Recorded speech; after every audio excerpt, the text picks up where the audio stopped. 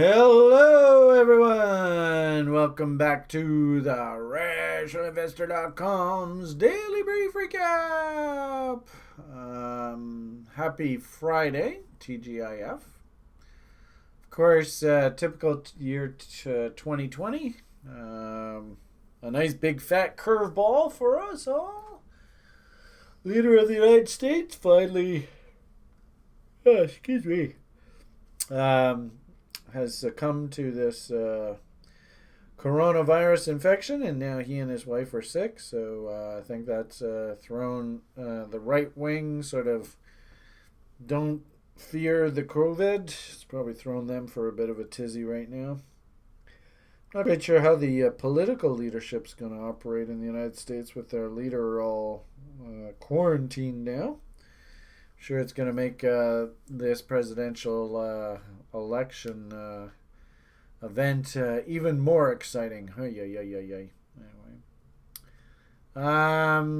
with this 2020, sadly, a lot of my messages recently are like, just get through this year. Don't blow yourself up.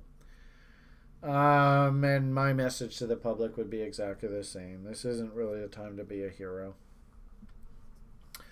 Because the market is showing the breadth that it is, though, ironically enough, I'm not actually overly bearish of a lot of stocks. It's almost like, and actually I have been buying a few stocks recently, believe it or not. And it's kind of like those stocks that were vulnerable have been cut down, and they're just kind of flatlining at the bottom end of their ranges. And it kind of looks like the mega F that what was it? Microsoft, Amazon, Apple, Google, and Facebook. Whatever their fortunes are for the next little while, they're probably going to dictate these major indexes movements. And I was sharing with the community this morning. One of our site members is just a fantastic trader. He actually put together a little matrix of or an index, I don't know what we want to call it, of the megas: Google, Apple, Microsoft, Facebook, Amazon. And that's looking very, very head and shoulders as a Z. So no reason to be bullish there whatsoever.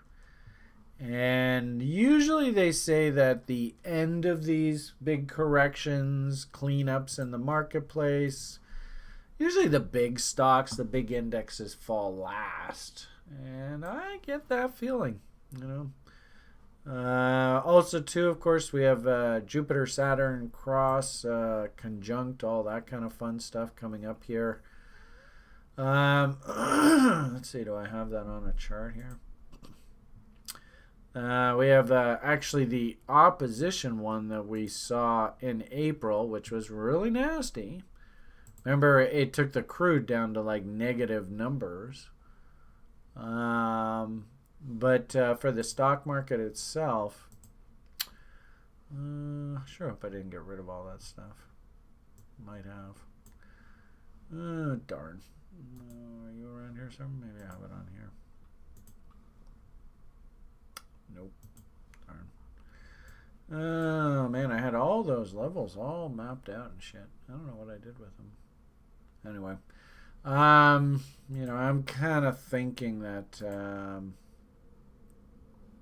I won't waste any more time here. Kind of thinking, if anything, risk on off here. Bitcoin topped out. Oil looks just horrific here. I like the idea of the market dumping hard here into the end of October, and then putting in a pivot very much like we had in April there. Maybe that forces the politicians in Washington to pass another stimulus thing, and then we bottom, and really I would make the argument that that should be a pretty important longer term bottom. But as it stands right now, we're sort of still, ahead of all of these events, ahead of the Jupiter, Saturn, Pluto event, which is in mid-November, ahead of the big Jupiter, Saturn cross on December 21st, obviously ahead of this big political event down in the United States. So I wouldn't be looking for anything to change in earnest here until we get on the other side of that event. So wonderful. Probably, the polls right now. I get the impression that Mr. Trump is being left behind here. Mr. Biden actually is ticking up now. Mr. Trump's ticking down. And really, we got about 1 month of this torture ahead of us. Could the market start sort of factoring in a Biden presidency now? I wouldn't surprise me. So you're probably going to see a bunch of position squaring. Like I said, interestingly enough, does the Amazon, Google's, Facebook's, Apple's, Microsoft's, do they do better in a right-wing, pro-business, pro-free market environment? And if the socialists, the left-wing people all come piling into Washington, maybe we're going to get that correction in those mega stocks pretty quickly as sort of, people start actually talking about should these monstrous companies actually be regulated. It wouldn't surprise me. Maybe even nationalized. God, that would just piss the capitalists off to no end. Anyway. So, for your conversations, not really a hell of a lot of change here. Probably won't change a heck of a lot for the next month or so. My hunch is the sort of tone, the direction of the next month or so, I think has been established. So U.S. dollar rallied off of a panic low. Could we do reload zones against that? Sure. That would imply that the market's feeling pretty uppy and positive. So my hunch is we're probably just going to bang around near the top end of this range here for a while. Remember we said it took 3 bars to carve out a fractal. We had this 3-bar top. Are we getting that 3-bar fractal bottom now? Could be. We'd have to see, of course, how early next week's trade goes. Also, too, remember this is an options expiry day, so probably a lot of the business that was going to be done was done yesterday. And today ends up being sort of like one of these hurry up and do nothing kind of days. It is interesting to see further follow through on that crude oil. And we're looking pretty smart here now. And this is kind of what I thought would happen. We would go through the YouTube video and just sort of walk you through how a trader would be hunting setups to try and short this. At some point, these lows should be tested. And really, we took a first short shot off of this M top up here. Got stopped out. So we have this loss to account for. Pretty big loss. Then I think we took another short shot up, up against here. So we got stopped out there. So we'll have to account for that loss. If I'm not mistaken, I think we even took another short shot up here. So we've got these 3 losses to work with.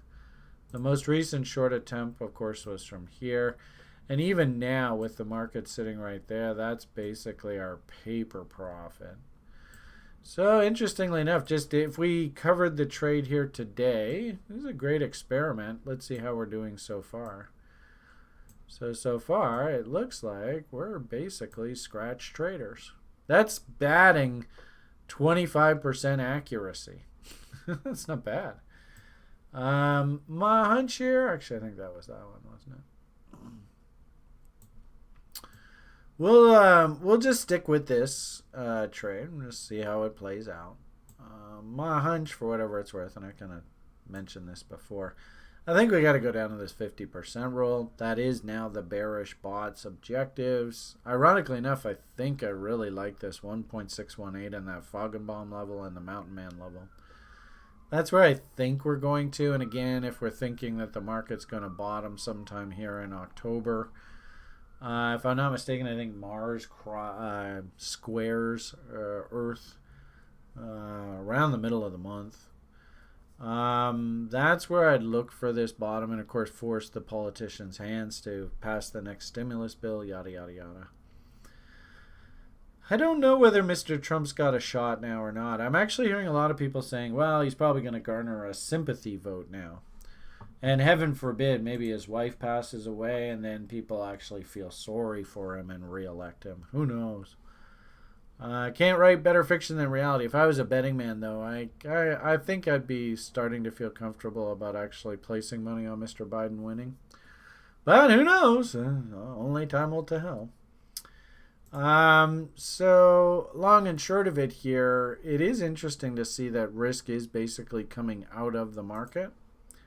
Stocks resilient though. Gotta say, like our junior market, maybe people hunting value names. Like I said, a lot of the junior market actually is just sort of bumping along sideways. We bought little W's and they're just sort of sitting there doing absolutely nothing.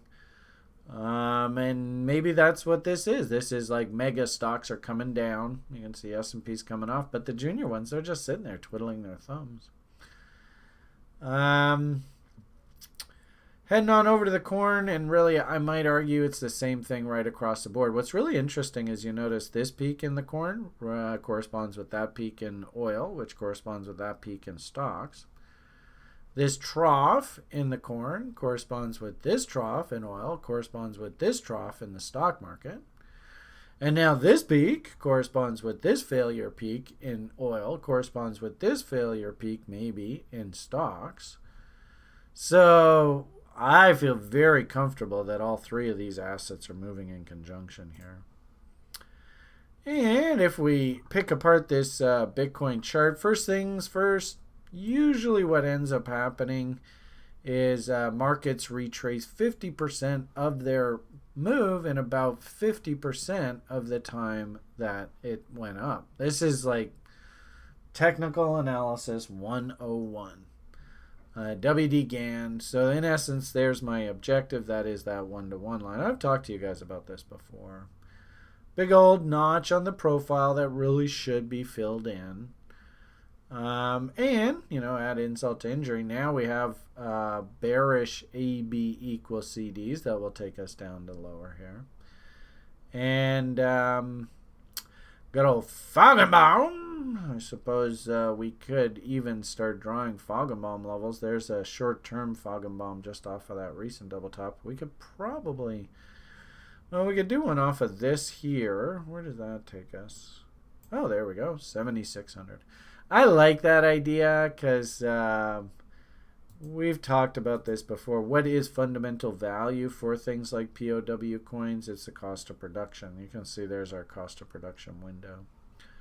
So, that really resonates well with me down in there. Sucks, but it is what it is. Then remember, Jupiter, Saturn cross. I like the idea of a nice trough down in here. Maybe about a week or two ahead of that actual event. Like, you remember back in April, we had one. It was April 6th. So that's sort of like right in here. And you notice by the time we actually have that, the dump is done. The politicians have panicked, passed all the money bills. The event happens, and it's like by that event. And actually, I think it was a little bit further. Like it was like April 3rd or something. So this is actually what I expect to happen here. So believe it or not, don't be surprised if you have a day like this. And in a weird sort of way, I think I told you before, Mr. Kavarkanator came in on an 88.6 tag of this range and bought in that chaos. I wouldn't be surprised to see exactly the same thing here. So there's 88.6 candle body lows. I mean, there's sort of my, okay, we should probably finish here, but could we get some sort of insane fuck you dump all the way down into here? Sure, why not? I don't think so, but it could happen. I think what happens here is we come back against these lows, consolidate for a little bit, new president's done, all that.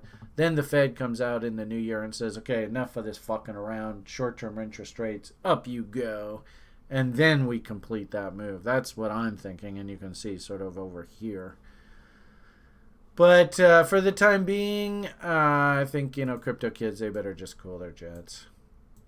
There's not a hell of a lot to get bullish about here. In fact, actually, we even have one high, two highs, three highs. You actually have a very well-defined sell set up there. So, actually through the weekend, if we come up here and then carve out inside bars, I might actually even short this thing here and just take that trade. So we'll see how it goes. And then, of course, with all that kind of backdrop, are altcoins of any interest to me whatsoever right now? Not really. Go and nanny nibble your way against bottom ends of ranges. I'm still working my bid there at 11:30, trying to get filled on that one.